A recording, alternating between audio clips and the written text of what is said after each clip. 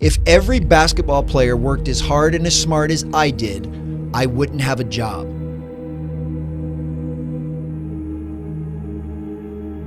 And his point was, there's guys that have a lot more talent than he does, but they underutilize it, whereas he over-indexes his talent, that if you lined everybody up, if they worked as hard as he simply would not be good enough to play in the NBA. And that is not a slight on him. That's him basically saying, my work ethic and my work smarts is the reason I'm able to play in this league. But one of the things that I love about Nash, when you look back, he won back-to-back MVP titles in the early 2000s. And the first year that he won the back-to-back MVP titles, he only led the NBA in 2 statistical categories. The first was assists, which anyone that follows basketball knows that means you share the sugar. You get other people involved, you let them score the basket. It's a sign of a great leader. But he also led the league in touches, high fives, fist bumps, and pats on the butt.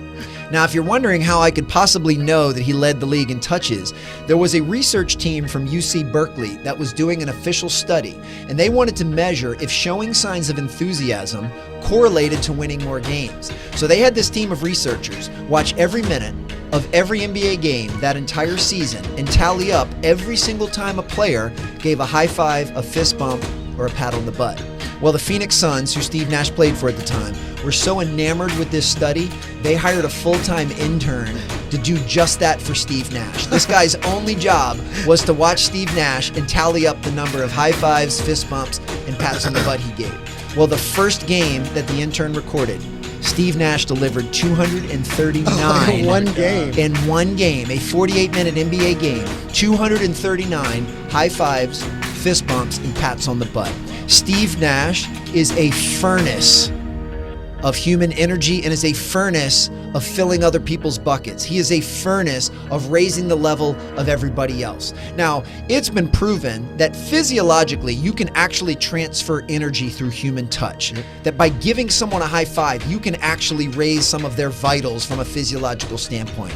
So when we translate this to business, we're not talking about giving physical touches. We're talking about emotional touches. Yeah. We're talking about, can I say things or do things? Can I send you a text message, Josh, that's the equivalent of a high five? When I'm passing you in the hallway, Neil, can I say something to you that's the equivalent of a fist bump? And the answer is yes. And the more of those things we can do, the more we'll raise the level of everybody else on our team.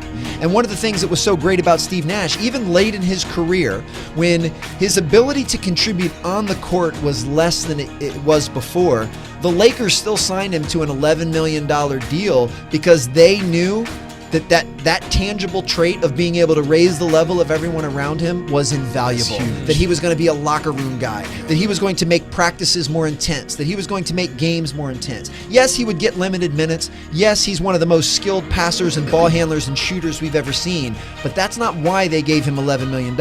They gave it to him because of his ability to have these touches and raise the level of everyone else. And all of us should be able to say, giving these touches is a choice.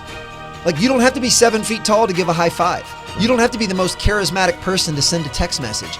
Any of us are capable of giving these touches. And I found in my life that arguably the most valuable skill set you can have as a human being is the ability to make other people better. If your mere presence raises the level of everyone else in the room, there's not a company in the world that won't find room for you.